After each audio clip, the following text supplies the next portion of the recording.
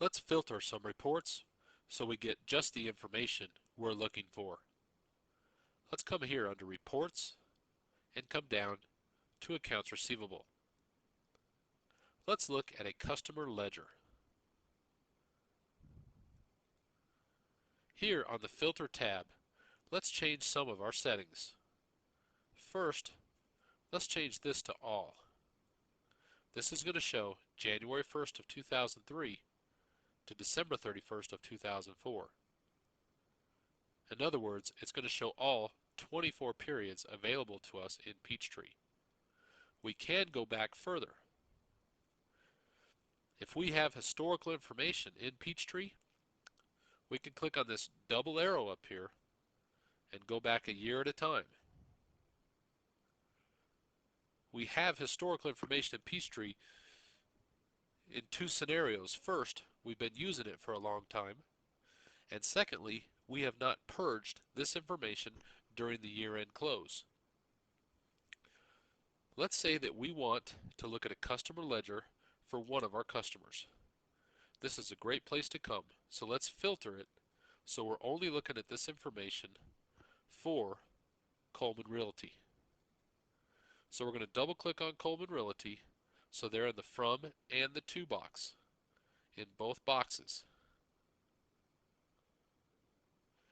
Now we simply click on OK. And that's going to show us all the activity for Coleman Realty from November 1st of 2000 to December 31st of 2004. That's our date range. So it shows both sales journals and cash receipts journals. This is a great way to filter information. Let's look at another report we can filter. Let's close this one and let's go to financial statements. Let's look at a statement of cash flows. Let's preview it. Now in financial statements, we don't have as many choices with filtering as we do on financial reports. Here, we can change our date range or time frame. Let's do a range, and let's do the first 6 months of 2003. Here, we can choose to show accounts with zero balances or not. And we can tell Peachtree whether or not to print page numbers. Let's go ahead and capitalize all the words. Click OK, and now we have a statement of cash flow for the 6 months ended June 30th. Everything's capitalized.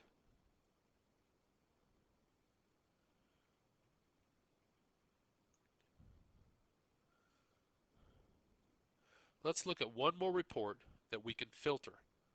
Let's come into Inventory, and let's look at an item list. Let's preview this, and let's talk about class and type.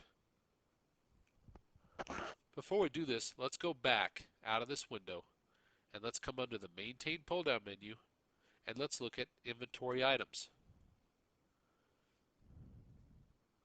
Let's open this, and let's see, for example, what type of types we're using and classes. Here, under Custom Fields and General, we can track different information. Here is item type. This is supply.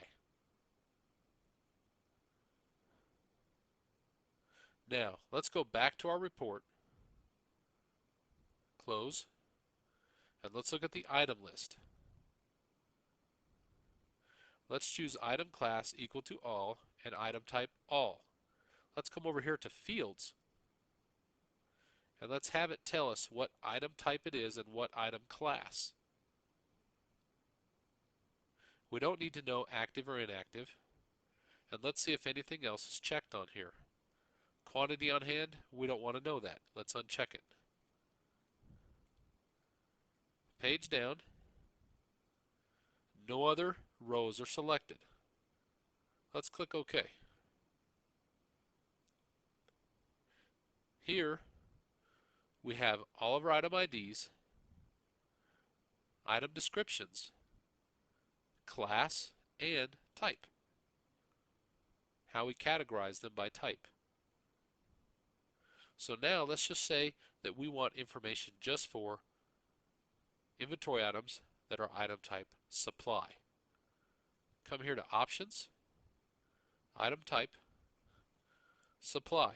Remember, the type field is case sensitive. Click OK, and now we get an item list just for inventory items that are of item type supply. Now, let's do one more, and let's choose item class.